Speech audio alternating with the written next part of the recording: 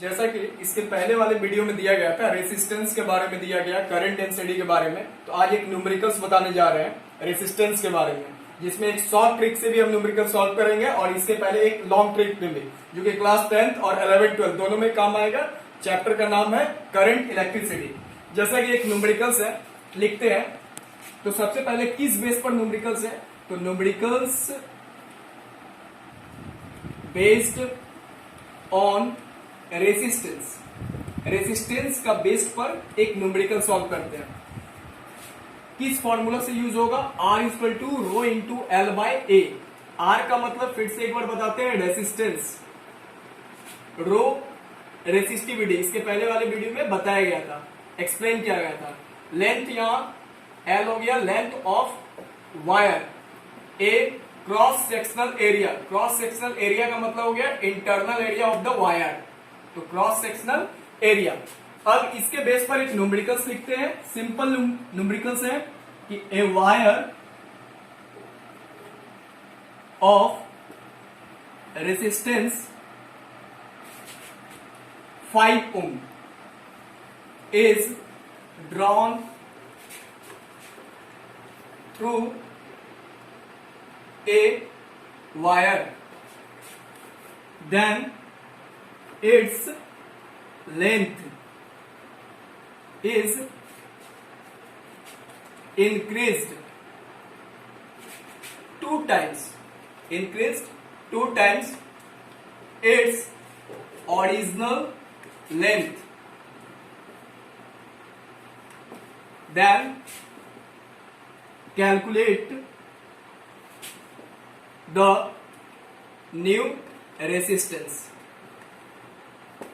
Simple सा numericals है, फिर से एक बार पढ़ते हैं, समझ में सबको आएगा। A wire of resistance 5 ohm is drawn through a wire, then its length is increased 2 times its original length, then calculate the new resistance. इस न्यूमेरिकल्स का मतलब क्या हुआ कि जैसे एक वायर है, ये एक वायर है, इसका रेसिस्टेंस दिया हुआ है 5 ohm। इस वायर को एक्सटेंड किया गया, बढ़ाया गया, तो बढ़ाने में इसमें लेंथ कितना इंक्रीज हुआ? 2 times, दुगना लेंथ हो गया इनिशियल लेंथ का। तो वो जो बड़ा है उसका न्यू रेसिस्टेंस कितना होगा?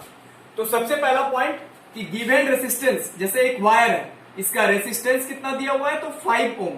अब इसको जब एक्सटेंड किया गया, एक्सटेंशन करने के बाद, तो एक्सटेंशन के बाद इसका जो लेंथ कितना टाइम्स बढ़ा है? तो 2 times इंक्रीज किया है। तो उस समय हमको जो एक्सटेंशन लेंथ हुआ, जैसे ए बी एक्सटेंड करने के बाद, और ये सपोज मान लेते हैं PQ, एक वायर है जिसका रेसिस्टेंस R ohm है, इसको जब एक्सटेंड किया गया तो A से B हुआ, कितना टाइम्स बढ़ा इसका लेंथ? 2 times। मतलब कि अगर इसका लेंथ हम L माने तो ये हो गया 2L।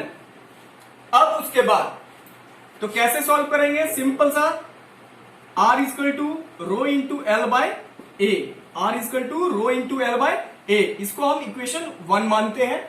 उसके बाद तो इसका वॉल्यूम और इसका वॉल्यूम, दोनों का वॉल्यूम क्या होता है? सेम होता है, क्योंकि मटेरियल अलग से लोड नहीं किया हुआ, इसीलिए दोनों का वॉल्यूम क्या होगा? सेम। तो सबसे पहले एक चीज देखना है कि इसका जो लेंथ है, कौन सा लेंथ? इनिशियल लेंथ हुआ L और फाइनल लेंथ हो गया 2L। तो इसका मतलब कि L डैश इक्वल टू कितना लेंगे? 2L। तो ये वाला पूरा लेंथ को हम L डैश मान लेंगे। क्या मान लेंगे? L dash. और इसका L, तो L डैश किसके बराबर होगा? 2L, इनिशियल का दुगना। अब वॉल्यूम दोनों का सेम, तो V1 इक्वल टू V2। तो वॉल्यूम का फॉर्मूला होता है L into B into H, इधर भी L into B into H. अब लंबाई गुने चौड़ाई, दैट इज द एरिया। तो ये हो गया पहले वाले का, ये हो गया फाइनल वाले का। तो एरिया इंटू हाइट की जगह पे क्या लेंगे? लेंथ। और ये दोनों एरिया, तो ये हो गया फाइनल A डैश और इसके लिए लेंथ L डैश। अब कुछ नहीं करना, सिंपल सा यहां पर area into L equal to A dash. तो A dash into L dash का वैल्यू कितना है भाई? तो 2L, यहां पर 2L। अब ये L कैंसिल हुआ, A को डिवाइड में ले लो।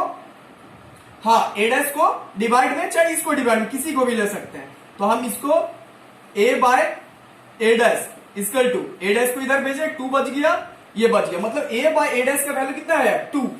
अब यहां पर साइड में अब जो फाइनली रेसिस्टेंस हुआ वो लेंगे R dash equal to rho into L dash by A dash. ये हुआ फाइनल रेसिस्टेंस। ये क्या हो गया? फाइनल रेसिस्टेंस आर डैश, और इनिशियल रेसिस्टेंस कितना है? आर है।